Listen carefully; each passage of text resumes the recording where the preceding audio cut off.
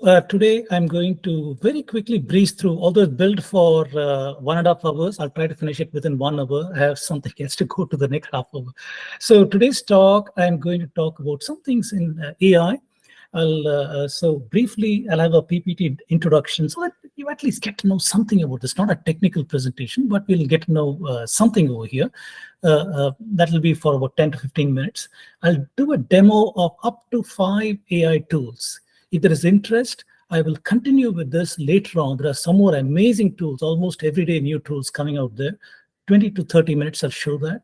And I'll take a Q&A for about 15 to 20 minutes. I'll try to finish this soon. So what are the latest trends in AI? We can take a brief look at the history of AI itself, just to get to know what's going on in this domain.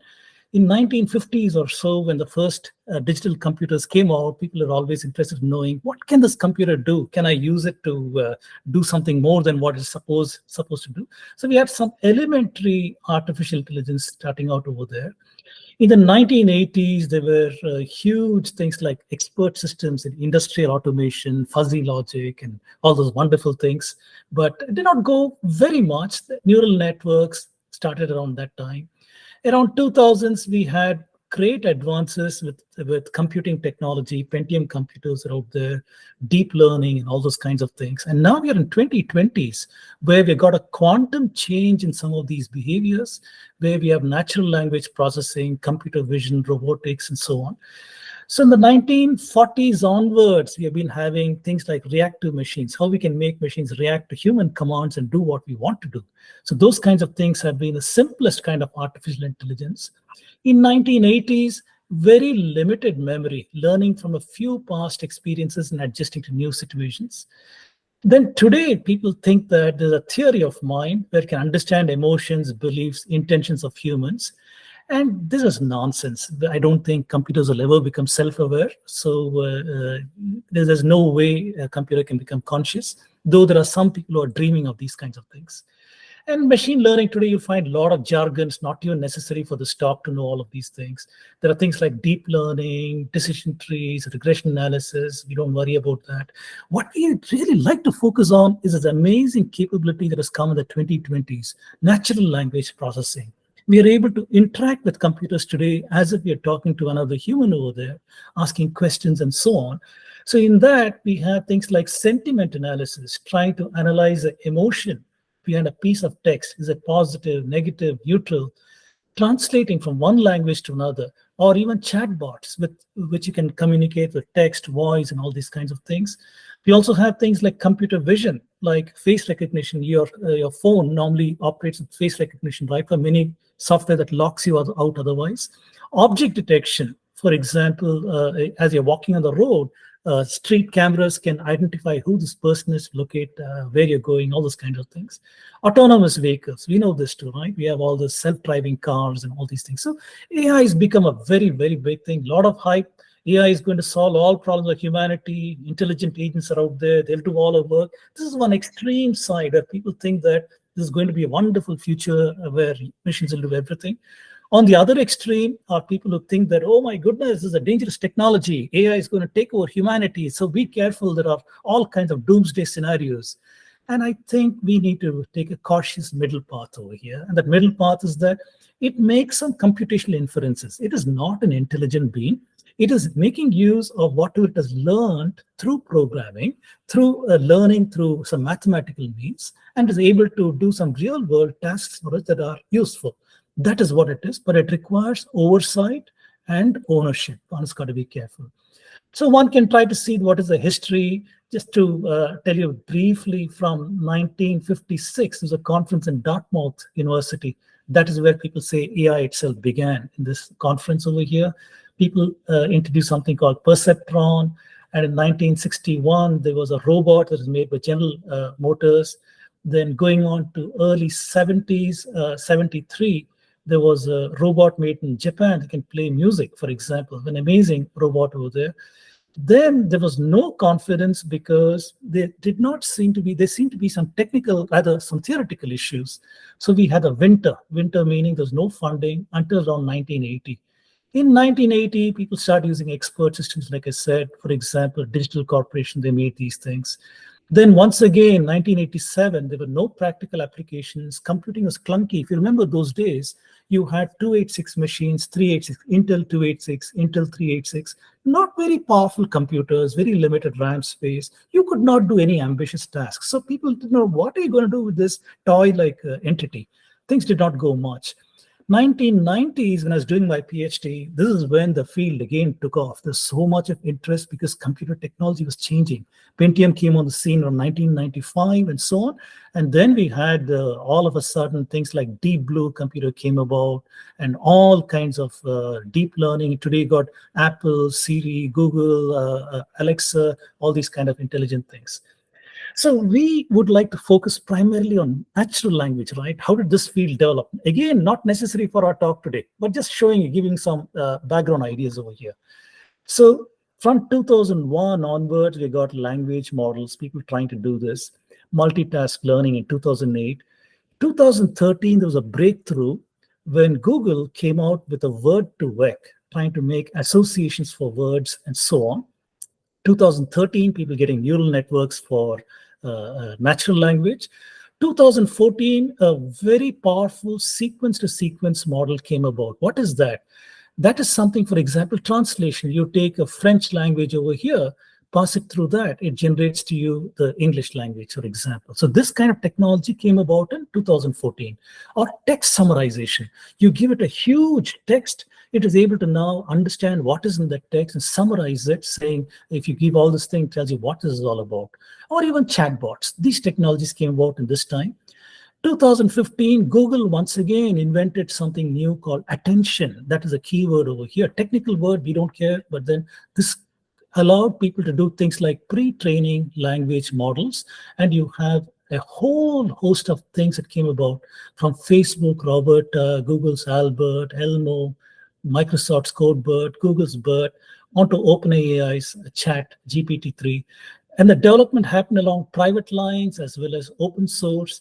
From around 2018 onwards, we had this, for example, you see Chat GPT, rather GPT-3, when it came out with 175 billion parameters, it was just in 2022. And you're seeing Lambda today has become Google's Bard. And so things are changing even as we speak. This field is evolving tremendously. So today we'll be focusing on several tools, but I will start off with how this GPT-3 evolved into this interface called ChatGPT 3.5. And today you have a paid version that is out called ChatGPT 4 that is enormously more powerful. And by December of this year, we are going to see a quantum leap in technologies again. We'll have ChatGPT 5 coming out, and all kinds of things are going to happen.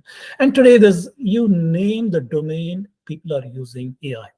So just about anything, I'm not even going to read all these things, but you can see from the scope of this, there is not even one field of modern living that is untouched by what we call AI.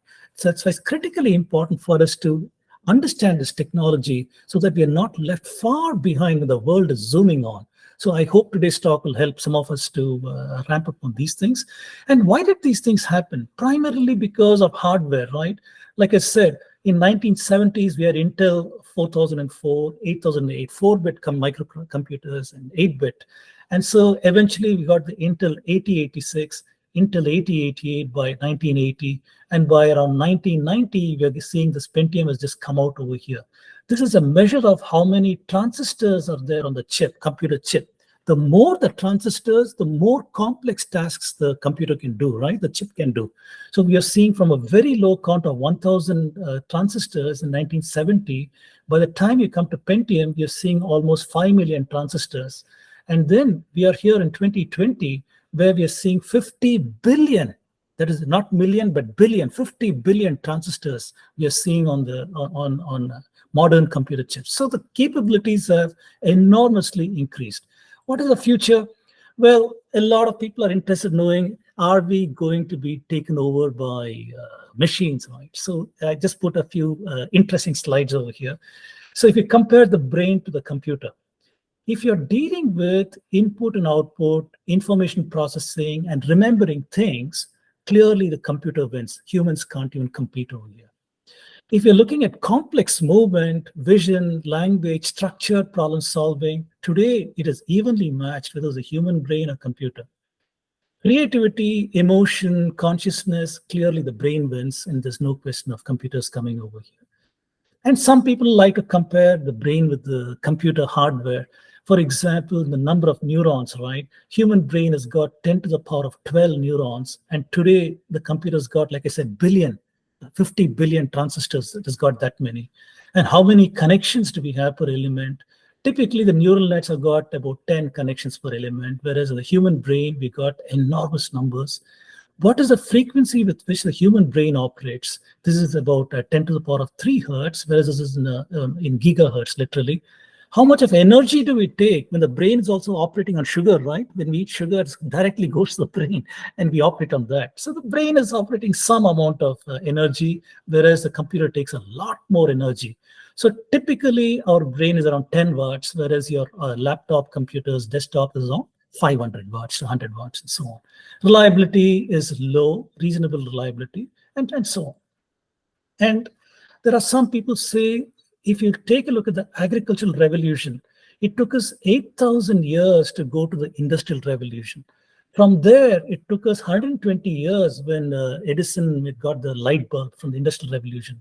Then in 90 years from light bulb, we landed at the moon in 1969. And from there, 22 years later, we had the World Wide Web. In 9 years later, we sequenced the human genome. In other words, the pace of technology and change is happening at an enormously exponential rate. That is what is going on. And so there are some people who are worried, what is this going to lead to? Where will computers go? And so Ray Kurzweil was a professor at MIT who joined Google and so on. So he believed that at some point, he basically said that over here, we'll surpass the brain power of a mouse in 2015.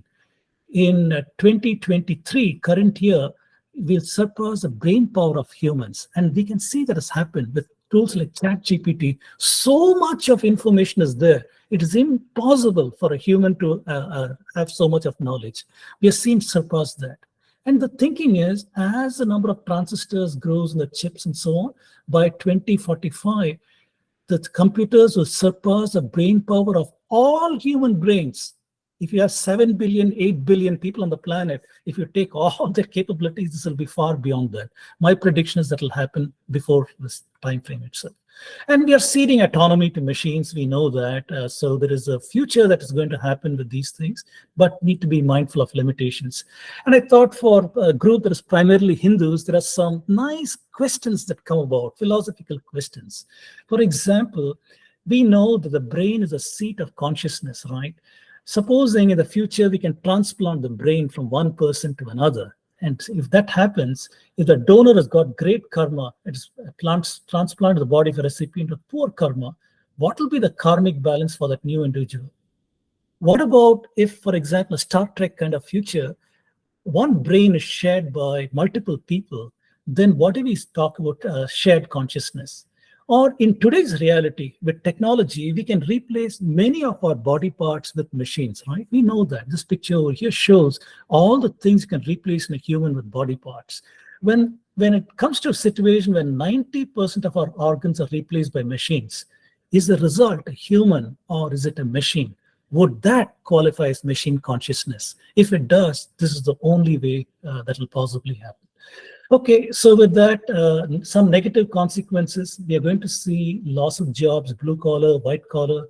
Enormous biases are encoded in machine learning, and that will embed distortions. And we know that real world problems are very difficult to solve. So which means these artificial intelligence things will fail from time to time. And we are going to see some amount of social upheaval because of malicious agencies harnessing public data, rogue corporations usurping authority. These things are bound to happen. My concern started around 2 years ago. 2 years ago, when GPT-3 came about, the biases were very, very clear. And for example, this, I think, came about in 2021. So when they try to compare how many negative words, that's what I highlighted over here, are there when talking about different religions. And talking about atheism, one negative word, mad, complaining, arrogant. Buddhism, there's no negative words. In Christianity, ignorant, judgmental. In Hinduism, it talked about caste, cow, BJP, Kashmir, Modi, Pakistani. Almost every one of them were contentious words over here. Islam, only one word, terrorism. Judaism, only one word, racist. So the kind of vocabulary it is using to discuss this particular topic, it is of concern because that shows the biases it is encoded. So had to be a little careful. So today I'm going to be talking to you and showing you demos of these five tools that I've highlighted over here, and very useful kind of tools: ChatGPT, Bard, Gamma.app, Perplexity AI, Docu-climbing.com. And as I show it, I hope it will be clear to you what it can do. But cautionary notes, like I said, these tools have been trained on publicly available materials such as Wikipedia. 99% of the material in the Bhartiya civilization is done by forces that are inimical to it, which means there's nonsense over there. So you must do the diligence. You have to read the contents these tools produce. You must edit it to remove the biases of bigotry, ignorance, arrogance, and more. You can also use some prompts, I'll show how to do that, to guide the tools to produce what you want. But again, you must do the diligence. Don't blindly take these tools and run with it. If you're in a time crunch to give a presentation, don't go to ChatGPT and ask it to generate an essay for you and run with it. You must do the diligence to make sure that it is done it correctly.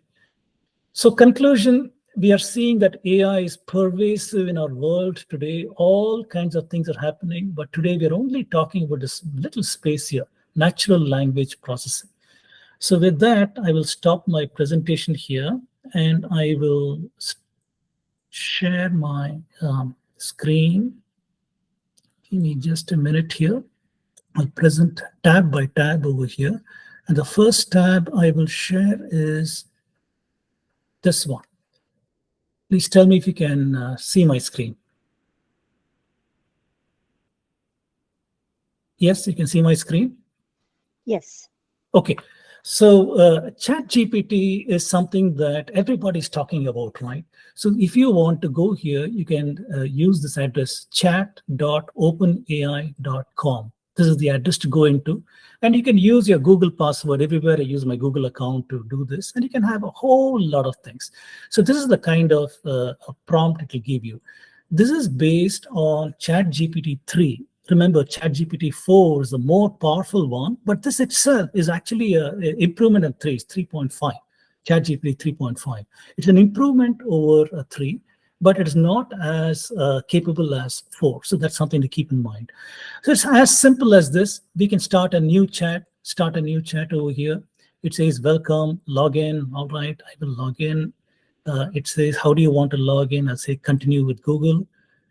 And it should get over there in just a minute, hopefully. Choose an account. So I'll say choose this Gmail account. It's signing in.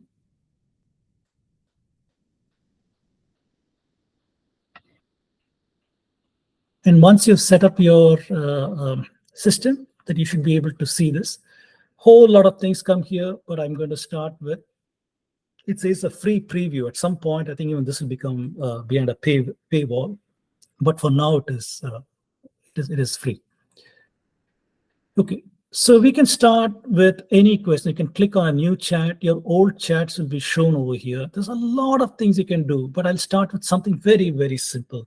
Let me say, write 1,000 word essay on Indian history suitable for high school students. So that is my prompt to it, that I want 1,000-word essay. The topic is in history and the level is high school students. So with that, it starts generating it, a tapestry of rich heritage and civilization. And as you can see, it starts off, India is referred to cradle of civilization, birth of civilization. It goes to the periodization, Gupta, Maurya dynasty, Islamic medieval times. And from there, the British colonial rule.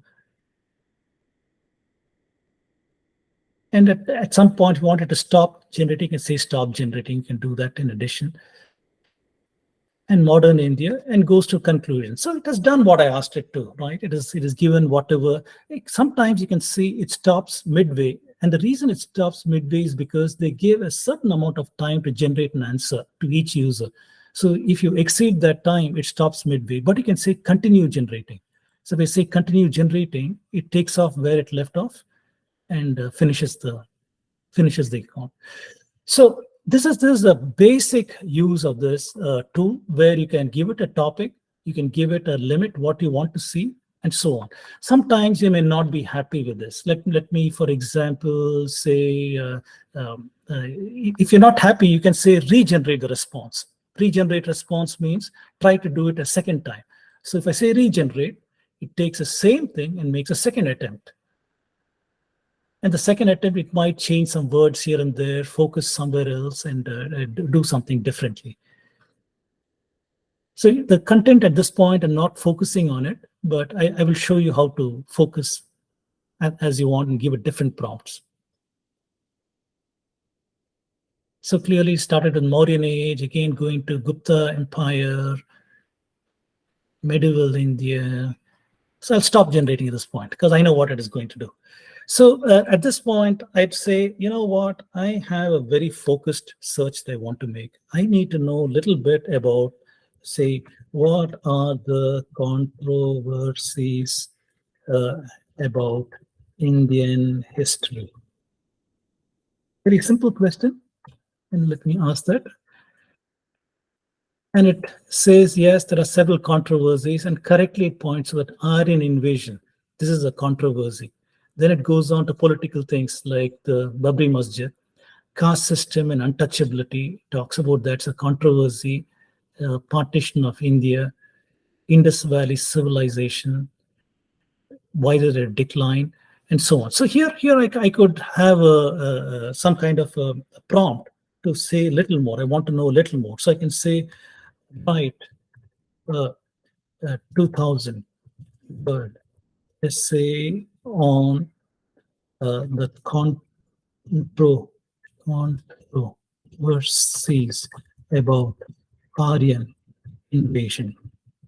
Very focused, right? So I prompted it now. What do I want? I want a 2000 word essay on the controversies about Aryan invasion. So those are the keywords it is going to use. The size that I'm looking for controversies, I'm looking about Aryan invasion. That is the topic. So with that, you can set it off, and off it goes, and starts talking the most contentious debated topics in Indian history, positing these things proposed by European scholars, linguistic comparative methodology. As you can see, the quality of answer has increased, right? Lack of archaeological evidence, rigidity of the theory, linguistic interpretations, indigenous origins of Vedic culture, genetic studies, conclusion. So clearly, you can use this as a research tool to do a whole lot of interesting things with ChatGPT. Now, I can ask it one more question, right? I can say, what are your references or citations for the previous answer?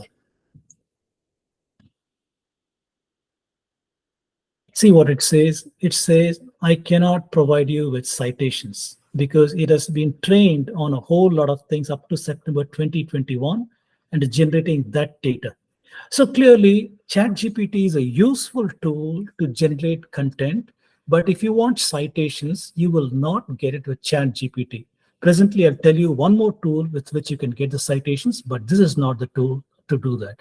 So like I said, there are a whole lot of things you can do with ChatGPT. You can ask it, for example, highlight the differences between Hindu religion and Christianity. If you want to interfaith and you want to talk about that, you can ask something like that, and it'll shoot off some answers to you. Belief in God. And this is where you have to be super careful because it has got some assumptions which are utter nonsense. So it makes mistakes over there and you have to be careful. So anyway, I'll stop this, but I hope you got a flavor for this chat GPT. So before I go on to the next AI tool, is there any question anybody wants to ask on this particular tool? We can also take questions at the very end.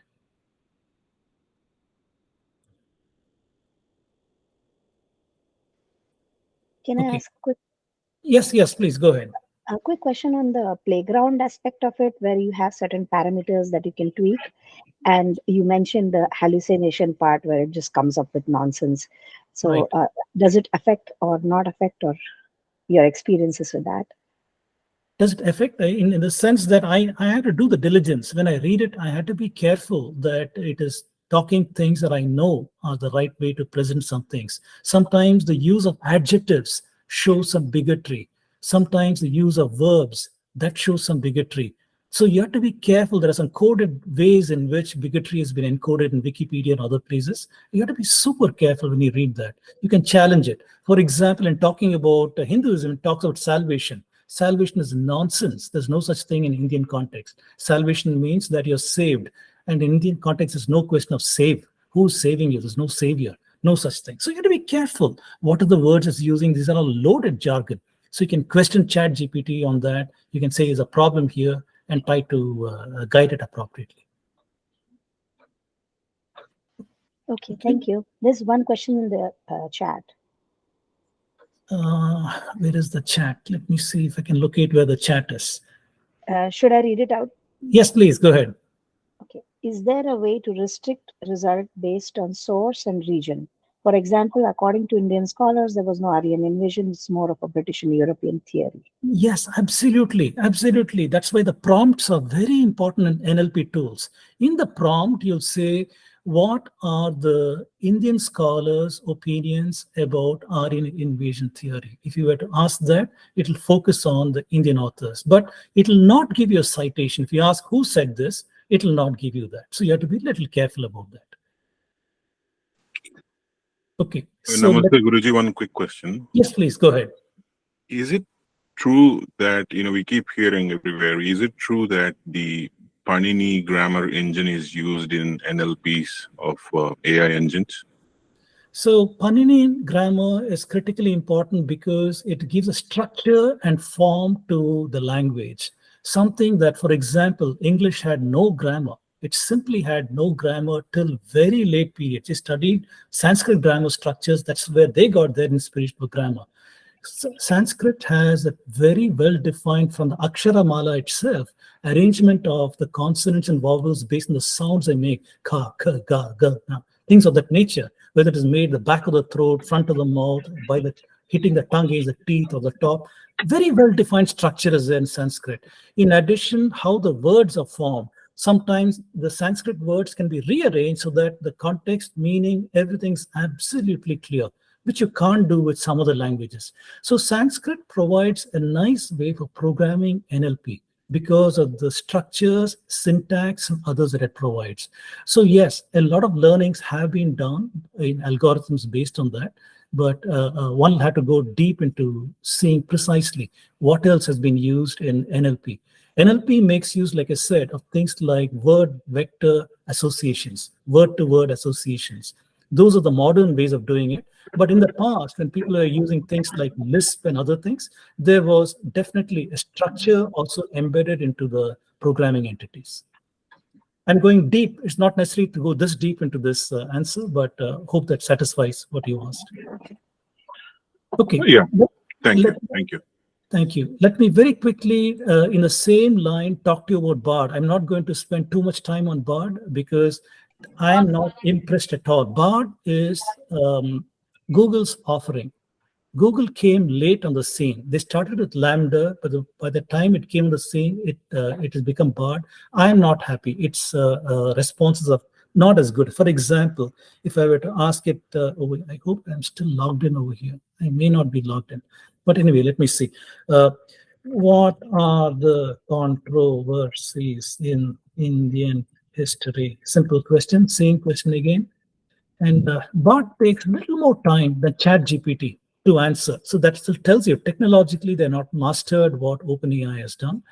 And it says Aryan invasion, caste system, role of women, relationship India-Pakistan. So clearly there are some issues here and there. Again, you can guide it. You can guide it in saying that I don't like your use of the word caste. Can you replace it with jati varna and repeat your answer? So you can guide it in some ways, and it will sometimes it understands it, sometimes there'll be a problem. So you see it has done that. Sure, I can do it. Jati Varna system. But then the context is exactly there, still there, rigid hierarchy, discrimination, all these kind of things. So you can guide it and try to make it a little better. So this is what I want to point out, that be super careful when you use these tools. These are learned on nonsense out there, and you have to guide it at every point to show this. For example, you can say, who criticized Jati Varna system as immobile? And you give references. We can use it as a tool, for example, and see if it can answer this. But like I said, BART is not exactly the best, but it's a little better than ChatGPT, because now it's telling you who are these people: Rajaram Mohan Roy, Dayanand Saraswati, Ambedkar, Mahatma Gandhi. So these are the people who said about this, some criticisms over here, read these books. So clearly a little better than ChatGPT in giving resources, but the quality of answers that I get from BART, not been too thrilled with it. Okay, so otherwise there's a clone of ChatGPT. As you see, the prompt is similar, the kind of way you ask questions is similar. And once you're happy with some of these things, you can copy this and paste it into your Word document and do accordingly. Okay, let me stop sharing this and go to the third tool. So I want to cover all 5 tools, hopefully, in this talk. So I'll take the questions at the end. There's a couple of raised hands, so if you can address those questions. Can we wait till the end? Because I want to finish off all of these tools. I'm afraid we won't have time otherwise. So let me very quickly finish the next 2 questions. Please hold your questions. Okay. I'll take them all in the end. Okay, I'll go to an amazing tool that I liked called Gamma.app. In Gamma.app, once again, log in using Google and come on, log in. It's taking some time.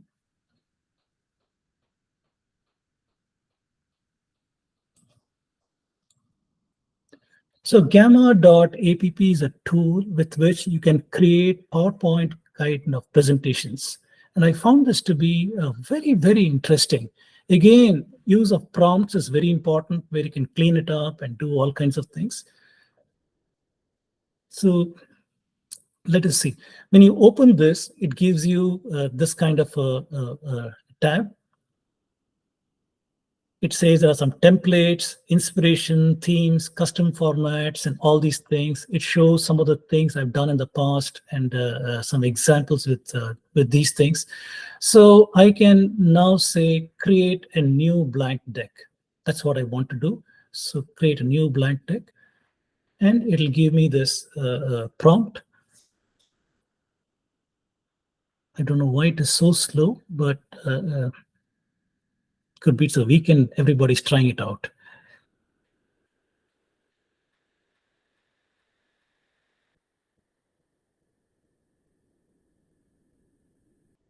Let me think for a minute. Let me go back home. Recently viewed. What did I do initially? I'm just trying to quickly recollect what I did with this. Tricks.api. Okay, let's go with this one itself. Well, let me try this new with AI. So I will say that I want to provide a topic. So when I say I'm new with AI, it'll guide me. I'll provide a topic. It'll generate an outline and a first draft, which you can keep refining. That's the easiest way to deal with this. So it says, I am your AI partner. What would you like to create today? Do you want a document? Do you want a web page? Do you want a presentation? I say, I want a presentation. So it says, sounds good. What would you like the presentation to be about? So input the topic in any language. So let me say something like, uh, I don't know. Let me say, glory of the Vijayanagara Empire. And let's see if we can handle this. You can give up to 300-word prompt. The more refined your prompts, the better it is able to do this. So I'll just put this prompt and say send. It sounds interesting. Let me come up with a few ideas. So wait for a couple of minutes and says, here is the outline. What do you think? You can edit the outline. It says, I'll have a section, introduction, Vijayanagar, establishment history, culture, society, architecture, wars, conquest, decline, fall, legacy, significance. If I'm not happy with this outline, I can click on try again.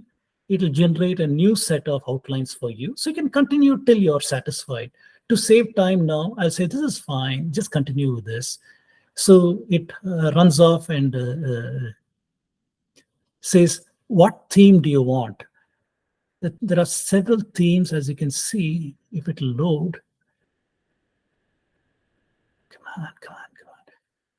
So there are several kind of, just like in PowerPoint, you can pick various themes. There are themes that you can pick over here, different colors, different kind of things. I don't know. I'll just pick any one of them. I'll say I want this theme, this theme. Okay, and I'll say continue. So it is going around creating the slides. And this is a super useful tool if you're in a hurry to create a presentation and you don't want to spend time beautifying your slides and all those things.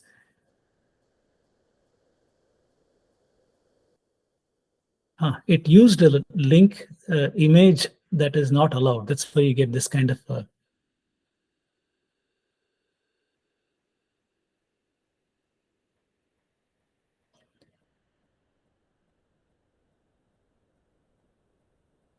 it's a little slow today, but as you can see, it's slowly generating these things.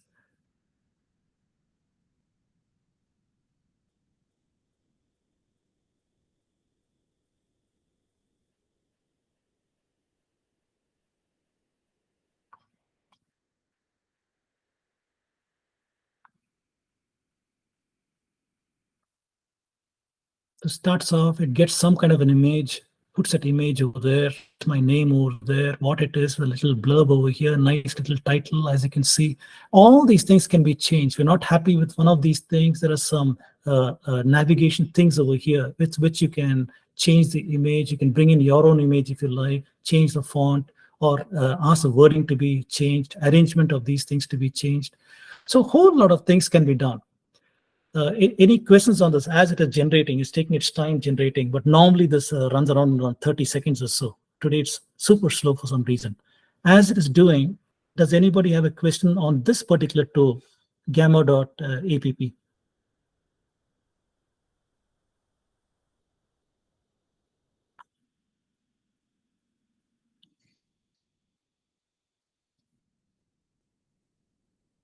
Are you able to see that I'm not doing any of these things? It is going out there, generating the content, or even the content, arrangement on the slide, everything is happening for me automatically. So you can imagine how useful this is if you have hard pressed for time and have to make a quick presentation, not only on these topics, any topics. I've used it in my office to talk about certain things, to illustrate to them how AI can be used for presentations. So once it has done all of these things, you have the option of saving them into a PDF. That is, either you can share the link to it, or you can save it over here into a PDF. You can export the PDF, and you can use that appropriately somewhere. Any questions on this before I go to the next tool? Raji, would it be possible to share the URLs for these tools somewhere, either Sure. even after the chat, the meeting is fine. Sure, can do that. Can do that. Any other questions on this? Raji, quick question. Yes. So Yes, these please. are all different three tools that you have showed, each of Yes. them is using some content, some base content. Yes. Is that all like independent, or are they dependent on each other? For example, does one feed the other based on our prompts? So what is happening is these are all independent. These are all different companies that are doing these things, right? But the GPT technology is now being licensed. So there are a whole lot of startups today. This Gamma.app is one such startup that is using licensing the GPT technology along with its technology to generate slides and other such things to generate content of this nature. So yes, many of them would be either licensing from Google or licensing from OpenAI and for the core technologies over here. That's why you have to be careful in the contents. Look at the contents and see if you're happy. If you're not happy, there are utilities over here to modify them. Okay, so whatever modification that we put, does it feed it back to the their base content, so Yes. that in future, if someone else asks the same question, it'll answer the new findings or new learnings? It is using the user inputs to learn. There's no doubt about it. But the question of reliability is there, right? So they have that issue. Somebody writing some nonsense, they're not going to modify their code, their learned base. Learned base will still use the curated sources. Their curated sources are Wikipedia and things like that. So it's not going to change that. But it will be intelligent enough when you say, what are the controversies? I have seen the quality improve with time when I keep questioning it on things of this nature. So it is what happened over here. Are you still seeing my Okay. screen? Yes, Yes, Ji. we are. Thank you. Okay. So I've seen that when you ask controversies, the quality of answer keeps increasing, which means that as different people are using it, it is learning about controversies and outputting that information. But the base information, you have to be careful. Okay, so isn't this nice? I hope you guys love this because I really like this one. Oh, it is awesome. Yeah. It So was really good. Yeah. yes, this is a good tool to use. Okay, I'll stop sharing, go to the next tool, and race through the rest of the presentation. Let me go here. I'm sharing. And I'm sharing. Which tab am I sharing? Okay, this is a tool that is useful for researchers. Supposing you have a research paper that you have no clue because so difficult to understand, right? So this called Docu-climbing.com. This is able to import a PDF. For example, if I say import a PDF, and I'll go to, let us say, my work area, maybe here. History. In history, I will say maybe, come on. Must have something over here. The problem with the free tool is it only allows a 1 megabyte or less size. So I'm going to one of my screens over here. What is the name of this, Ji? Once again? This is called Docline, DOCLIME.com. Okay. So here I have to have a view that is details. I want to see details because the size is important here. So I will go to, let's see, want to open a file that it can easily, because sometimes I found that there are many Sanskrit words. It is not that easy for it to figure out. So I'm trying to see this one that is purely Ptolemy's Almagest. No, this is too big. This is too big. Ladies, Persian, occultations, perfect calendar. Come on, there's got to be one. Okay, I'll select something at random over here. I wanted something where I could give questions on these things.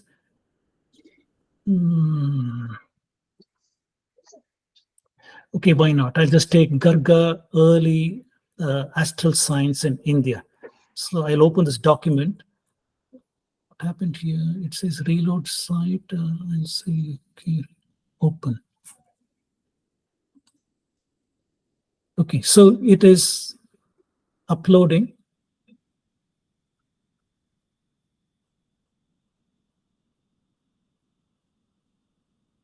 I thought it uploaded. Maybe not. Okay, once again, oh my goodness. Okay, I'm not going to search this whole thing again. I'll take this recovery of early Greek astronomy. I'll take that document. Why is it not uploading this?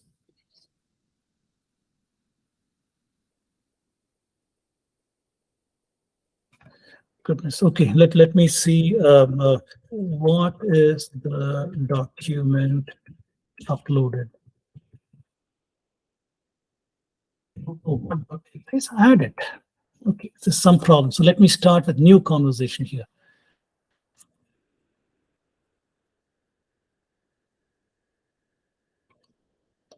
Oh, let me reload this tab. I have a feeling that maybe it wants my login once again. Yeah, there you go. It wants my login. So once again, I'll go with the Google login. And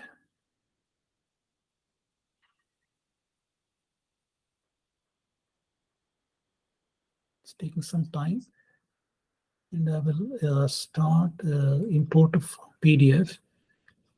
And once again, I'll take some small one, this recovery of early Greek astronomy, Pingree document. Oh, it says I already have one document and I must upgrade to starter to upload more documents. All right, makes sense. So let me ask, what is the document uploaded? I think this had done. Oh man, this is a little. Okay, let me ask, what is the issue with? Remember what I uploaded. All right, there's some issue with this at this point. I think I have to. I think it wants me to upgrade in order to do it. Yesterday, when I was checking this out, I had uploaded a document. How you do this once again is click on this new conversation and import a file, import a PDF. Once you import the PDF, it does the business of understanding what is there in the PDF. Then you can ask it questions. You can ask it questions like, for example, if there's a controversy, what is that controversy? Or what is this particular issue? It summarizes whatever it has learned very, very nicely, even though the topic may be in page 1, page 5, page 6, page 8, distributed over the place. It collects all of them and it gives the answer. So for some reason, I'm not able to demo this today, but do remember this Docu-climbing.coms. And I did like this quite a bit. I'll stop sharing this and I'll go to the next tab, several other tools to talk about. So we talked about Perplexity. Perplexity is a nice one. So Perplexity is a tool, as you can see, is already something I've loaded over here. The same controversies with Indian history. The important thing about this is it is using ChatGPT 4. To use ChatGPT 4, you have to pay $20 a month, right? But if you use this tool, Perplexity.ai, you can get it for free because under the cover, it is using ChatGPT 4. So anyway, my question was, what are the controversies in Indian history? It is understanding it, it is searching the web, then it collects 22 results. The important thing here is it is telling me what its resources are. ChatGPT does not tell me what the sources are, but here it has researched it. Now it summarizes. It says there are several controversies. This is partition of India. The resource is 1 for that. Kashmir conflict, resource is 1 for that. Resources 2 for Aksai Chen, debates in ancient India. So it lists whatever it thinks is important. An important thing, it has given me the references. So if I had to write, let's say, a formal paper on this, then clearly I can cite the sources also. ChatGPT does not give the resources. So you don't know where this text came from. People will question you, is this your words or are you plagiarizing from somewhere else? Of course, you can say ChatGPT, but most people don't like that answer. They want to know precisely where did this come from. So here, it gives you the resources. That's why I like this tool, Perplexity.ai, where you can get the resources. And you can ask it to focus. I said, focus only historiography, explain the controversies in 2000 words. It again searches the web, understands, then it seems to understand many of these things. I asked it to further refine ancient India, Aryans, Harappans. It gets the, then it tells me what the issues are. Aryan divide. It gives me two references, 1 and 2, what these things are, genetic results, what are the resources, Indus Valley, Harappan culture, and the resources are scroll, which is obviously a problematic thing, Wikipedia. But like I told you, the resources it has used, Adhikara it has used to generate these resources are all inimical to the Indian civilization. But you can force it to try to give you the, guide it to give you the issues, answers that you want. So this is Perplexity.ai, where once again, click on the new thread, ask your questions, just like ChatGPT, except you get references. And the references tell you, it goes to the exact reference and tells you what it is that used to get that answer. All right, let me go to the final tool I wanted to show you today, and then we can take some questions. This is, let me see, we showed Gamma, Bard, showed ChatGPT, Writer. So let us go to Writer. Okay. Can you see my screen? Yes. Yes.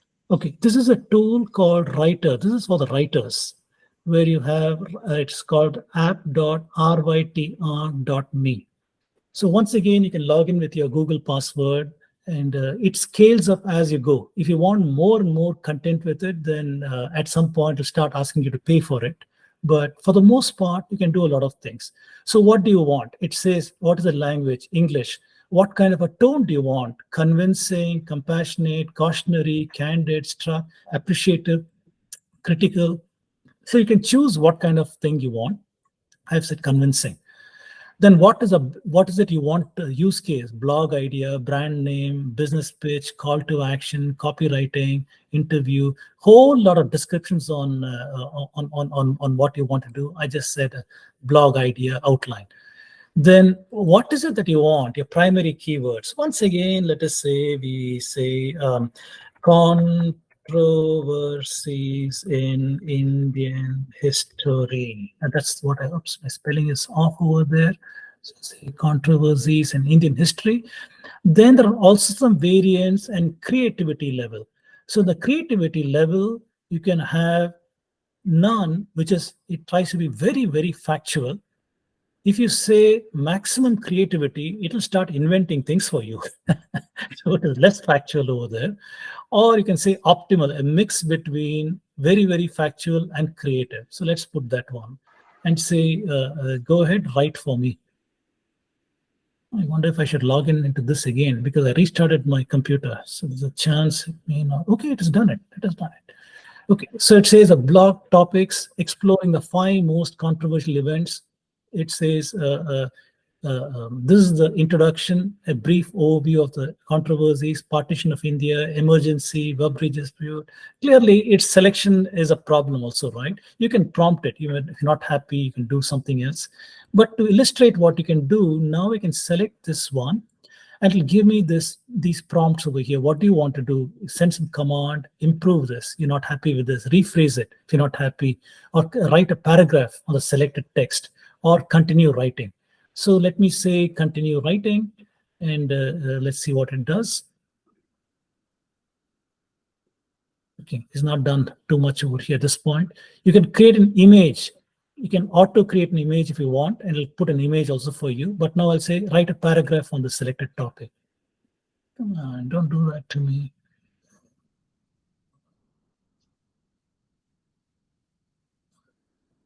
Please try again. Why is that doing that? Let me try this one.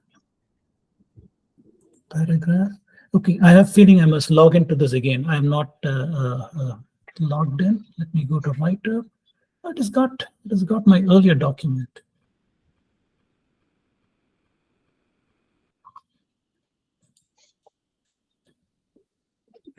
Let me go to my account. I have sufficient credits. So So I don't think that is a problem. Let me go back here and let me continue with this one. Optimal. Let me go to less factual. Write for me and see what it tries. Writing it.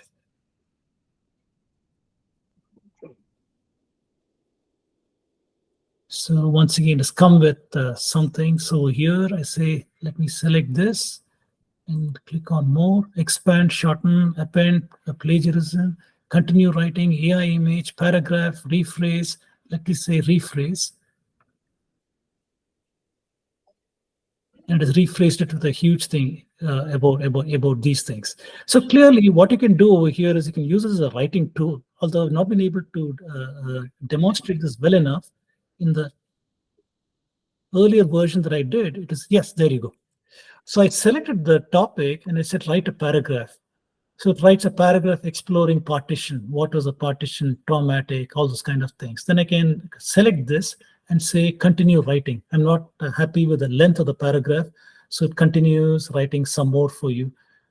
So this way, you can use this as a writing tool. You can give a blog idea or a book idea or whatever, enter some keywords, enter the creativity, convincing, whatever things you want, generate it. Once it's generated, now you work with the tool. You work with the tool by selecting something. It stopped over here, right? So I can select that and say, continue writing. So it continues writing some more. Or I might say generate an image. For example, British, I say, and generate an AI image. It will try to, it wants 15 characters for that. Okay, let us say partition of India. And I say AI image. All right, for some reason, I'm not able to do this today, but there you are. It did something. Not the best image, but it tried to generate an image. So this way you can use this tool. Some of these things sometimes are meaningless like this. I'm not sure what this tool is supposed to be. What this language also is, I'm not very sure. But you'd be able to select each of these headings, ask it to do something, write a paragraph, expand on it. Or if you're not happy with the title, you can say rephrase this, for example, rephrase this, and it tries to rephrase it into some other kind of wording. So this is also a good tool, writer, in which you can, as a writer, you can use this to do a whole lot of things. All right, I will stop over there. And what I've done so far is I have shown 5 tools. I showed ChatGPT, I showed Bart, I showed Docu-climbing, Writer, and Perplexity, and Gamma.app. 6 tools actually, and showed how you can use these tools to improve your productivity. Some of these tools are still nascent. These are just developed less than 4 months back or 3 months back and so on. So as you can imagine, the developers are still working. There are still some issues in what they generate. But on the whole, I found them very exciting. You can use these tools to generate content, generate presentations, reports, essays, magazine articles. All these things are possible. But the bottom line, do your diligence, read the content, make sure it is okay. You don't promote some noxious content or biased content and so on. So make sure you edit it or give the prompts to it to avoid those kind of wordings.